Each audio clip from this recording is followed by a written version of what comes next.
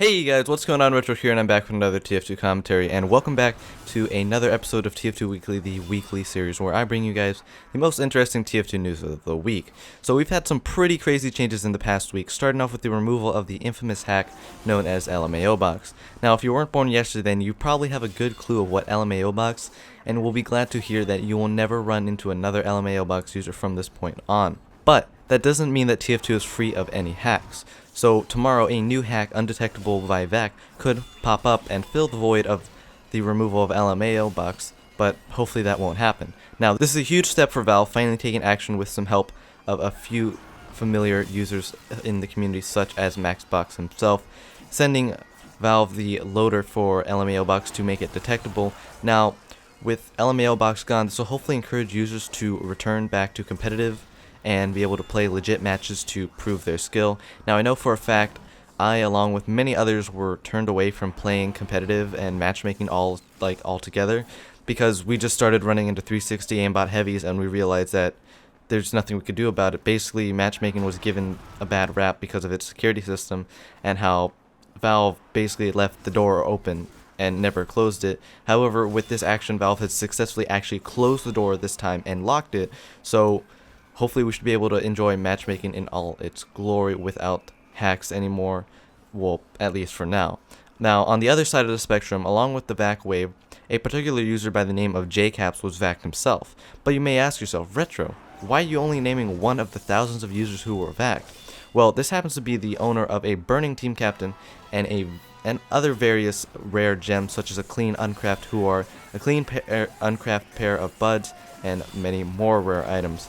Now, if you guys remember all the way back to the time we were hit with the first unusual shirt in all of TF2, the Molten Mallard sleeveless in Siberia, you may have remembered that JCapps was that one guy who offered a crazy amount, with his offer standing from anywhere between 600 to 800 keys, with his Who Are alone back at that time being 500, which was ridiculous. But to get back to the point, with the VAC of JCapps, that means we'll never see the 5th team captain hit the trading scene ever again.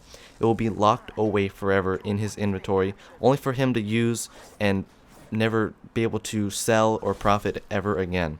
Now, keep in mind, folks, the TC alone is $17,000.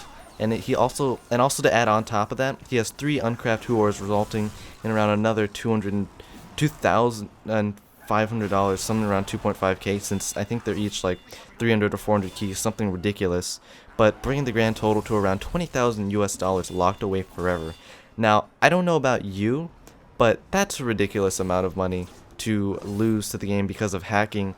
Now, he wasn't a known hacker, but he made a post on the backpack.tf forum about his entire story leading up to this point. So if you want to read up on the full story, it's a really long block of text and there's no real simple way to simplify it to make a TLDR.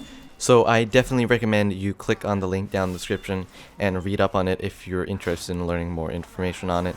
Now, on the competitive side of things, the legendary scout and sniper main Clockwork has stepped down and officially retired from Froyotech and TF2 competitive in general. Now, Clockwork was one of the best players in the TF2 competitive scene, no doubt about it, and also one of my favorite players, but sadly it looks like we won't be seeing him anymore human aimbot in the TF2 scene. We interrupt this regularly scheduled program to bring you breaking news. Froyotech has announced a second team under the name of Froyo Black. This team sprang up with the departure of Clockwork and the rejoining of Blaze, and we thought that Clockwork was done with TF2 comp, but it looks like he's back with an all-star lineup with Froyo Black having Shade as their medic and leader, and Lansky as the pocket, Tag as their roamer, Duwatna as their demo man, finally alongside with Clockwork and Sizer as their scouts. So with this addition, Froyotech now has 2 amazing teams, being Froyo Green and Froyo Black. Now back to your regularly scheduled program. And finally, to wrap things up for the week, the most expensive backpack in all of TF2 has gone missing. The user by the name of Bobsplosion, which I presume many of you guys know, has had his inventory reduced from $93,000 to less than just $101 in the matter of a few days. Now, we currently have no clue where all the items went, and I'm currently unable to track them with the backpack.tf item history, so I'm speculating that they have gone to either a private inventory of some sort, or it may have been yeah, they've probably just gone to some private inventory. And on his profile, it currently reads comments temporary disabled, taking some downtime, would like a bit of peace, moving my items as a security precaution. So hopefully everything is okay with Bob. I'm not really sure why he'd need to move his items, but I'll be sure to keep you guys updated with any further news on the situation. So before I end this week's video, I want to give you guys a little update with the channel. I'm currently in the process of redoing my entire channel artwork, including the logo, banner, intro, outro, and everything. And here's a little teaser for you guys to look forward to. I'm really having fun just going back to redoing artwork in Photoshop and After Effects, and it's actually a lot of fun. So look forward to that in the coming weeks. Hopefully I should have them out in the next few weeks. That's pretty much my main priority right now. And also additionally, I have my own Discord channel now where you guys can just chat with me one-on-one and see upcoming videos, source SFMs I've made, and so much more, and just be able to talk with other people in the community. So thus, go join with the link in the description below. And with that, I hope you guys and gals enjoyed this episode of TF2 Weekly.